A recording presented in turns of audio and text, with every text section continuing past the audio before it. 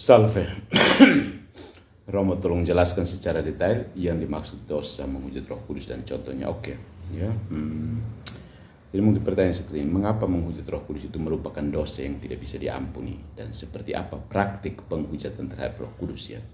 Nah, sebelum memberikan penjelasan tentang dosa menghujat Roh Kudus, ada baiknya kita mengenal dulu bagaimana iman Katolik memahami apa itu dosa dan sejauh mana dosa itu disebut dosa berat. Jadi iman Katolik memahami perbuatan sebagai dosa itu merupakan perbuatan yang dilakukan sebagai penghinaan terhadap Allah. Itu KGK 1850. Sebagai dosa, dosa itu dinilai bertambah berdasarkan bobotnya.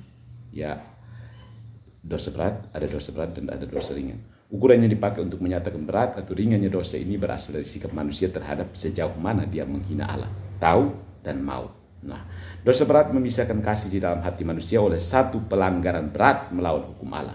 Itu KGK 1855. Dan sebaliknya, dosa ringan itu dilakukan oleh Allah, dilakukan oleh manusia, bukan Allah, dilakukan oleh manusia dengan membiarkan kasih Allah itu tetap ada, walaupun manusia telah melukainya. Nah, kedua dosa ini tetap diampuni ketika manusia mau menyesali dosa yang dilakukannya dan berbalik kepada Allah dengan bantuan rahmat-Nya. Ungkapan menghujat Roh Kudus sesungguhnya diungkapkan oleh Tuhan Yesus sendiri di dalam Injil ya, Matius 12:31, Markus 3:29. Pengungkapan ini mau menunjukkan bahwa dosa yang dilakukan manusia ini bukan lagi sekedar soal berat atau ringannya dosa berdasarkan bobot dosa saja, tetapi dosa yang diperbuat oleh manusia sebagai bentuk penolakan, yaitu tidak menerima Roh Kudus dalam hidup. Secara jelas, Injil menunjukkan kepada kita apa itu Roh Kudus. Roh Kudus merupakan roh penghibur, Parakletos, yang diutus oleh Bapa dalam nama Tuhan Yesus. Yohanes 14:26. Sebagai roh penghibur, Roh Kudus ini merupakan roh yang memberikan kepada manusia petunjuk untuk melakukan tindakan yang benar dan baik dalam hati nurani manusia. Roh Kudus ini merupakan roh yang menuntun manusia untuk hidup sesuai dengan kehendak Allah dalam kehidupan sehari-hari. Selain itu, Roh Kudus ini memberikan dan menawarkan keselamatan kepada manusia melalui pertobatan atas segala pelanggaran dan kesalahan yang dilakukan.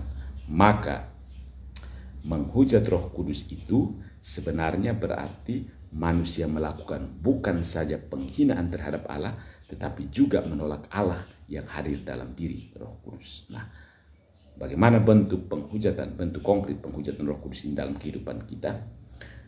Ya, menghujat Roh Kudus itu berarti menolak Yesus sendiri dan menolak Allah.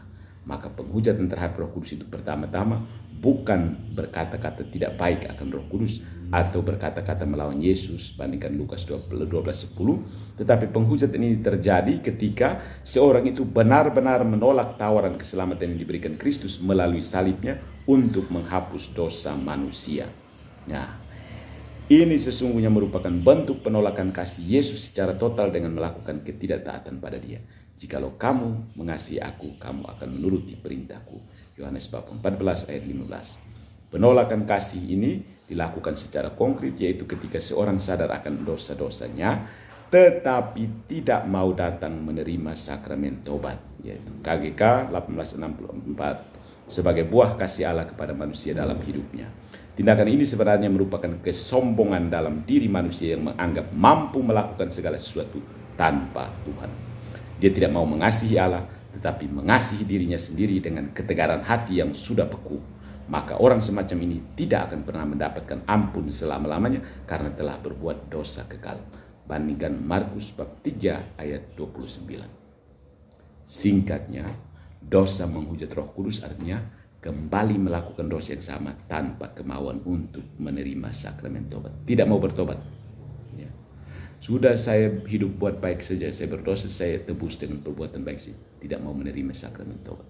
Itu penghujatan besar-besaran terhadap Roh Kudus.